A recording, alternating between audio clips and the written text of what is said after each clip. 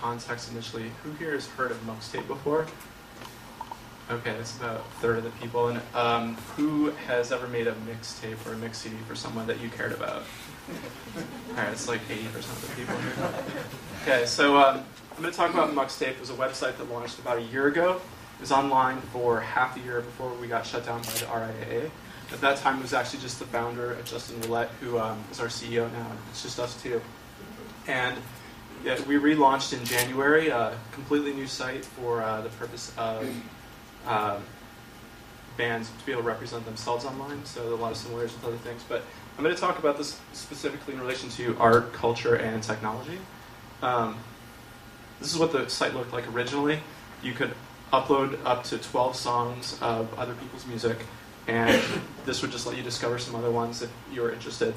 And this is what your actual Muxtape looked like. This is a screenshot of mine. This is the most recent one I could find, so because this is offline, obviously. So, we didn't have the rights to use Yola Tango's music on our site, but the story is ultimately, like, what we did is we tried to meet with all 5 major labels, try to get permission, and there's just a huge set of Byzantine rules you've got to deal with. The legal framework and the business framework hasn't caught up with what was technologically possible 10 years ago, and we're still ultimately, we were frustrated by that. So we got shut down, brief period of time while we started a problem with the RIAA.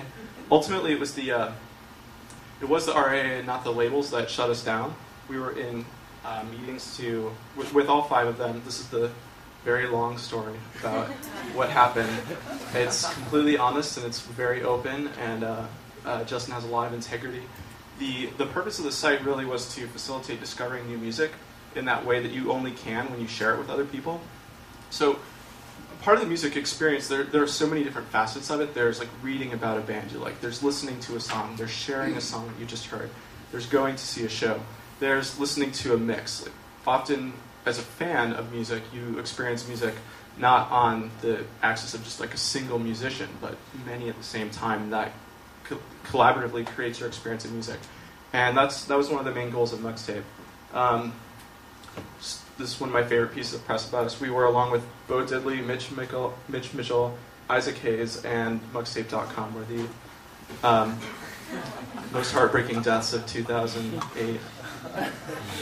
So there was a lot of love for this site, and the reason is because it was minimal. I think also because it respected music. It put the musicians' needs and just kind of respect for the music up front. It was about people who love music, sharing music, and it's ridiculous. You think about it, that's obvious value. It's ridiculous if there's no business culture or legal framework to let a site come in and create a place where people love and discover music and give it their attention. So actually this isn't so important. This is just kind of like the technical background about when I came in and really rewrote the site, revamped it. Our plans, this is what it looks like now if you come to our site. And it's in preview release only right now. There are only 12 bands. Some of them are bigger, of Montreal, Girl Talk, Apes and Androids. Some are smaller, local bands like Adron or Francis and the Lights. About half of them are New York bands, and they're all people that we know and like, and basically they wanted to be on the site initially. And what's really great about this is it's got a simple, clean, minimalist aesthetic. But 1 minute.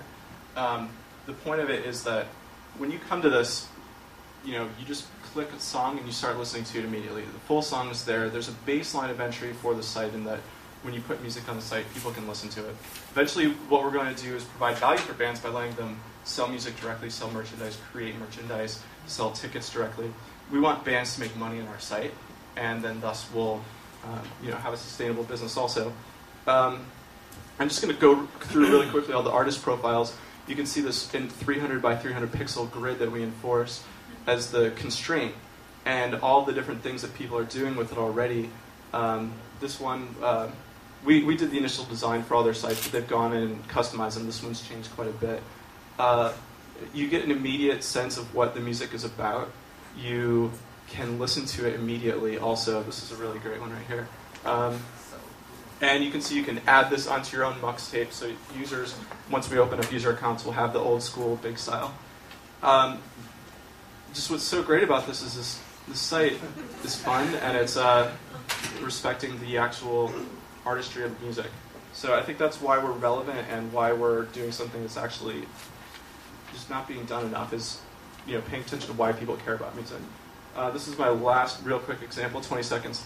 I was listening to this musician Grouper. I just discovered her, and she's from Portland. She sits on the floor and plays songs.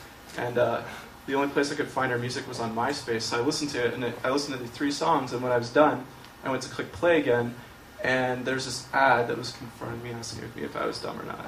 Which it was so incongruous with the experience of Muxtape, or just the experience I was having listening to that music, that it's I think that this is what people want. I think this is why it resonated so much with people last year, is that this is all you need, and if the artists understand this immediately also. So that's what we're really excited about doing.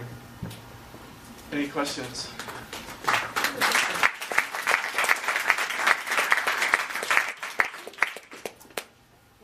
Right there in the back. So are you still talking with big label companies? Not at all. What we're doing is we're just going straight to artists that have the ability to distribute their music online. Musicians need so little capital to produce an album now. Their friend probably has a sweet computer they can use, and they have all the equipment they need. Record in somebody's bedroom, release online, go directly to a CD producer or whatever.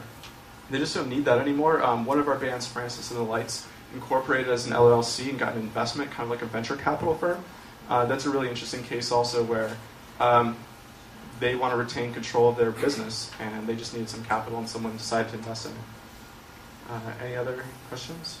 Yeah, well, I guess the question would be very tough to answer in 20 seconds or 30 seconds, but what do you see as the future of the large record labels? There's no future for large record labels. Well,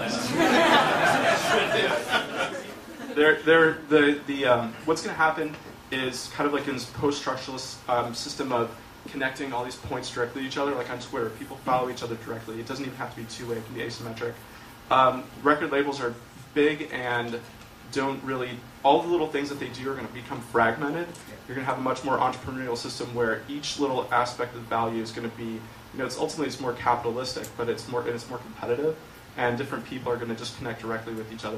We're not going to do a social network, but we will be doing more social behind the scenes in the industry to connect venues, mini labels, bands, artists, studios, whatever.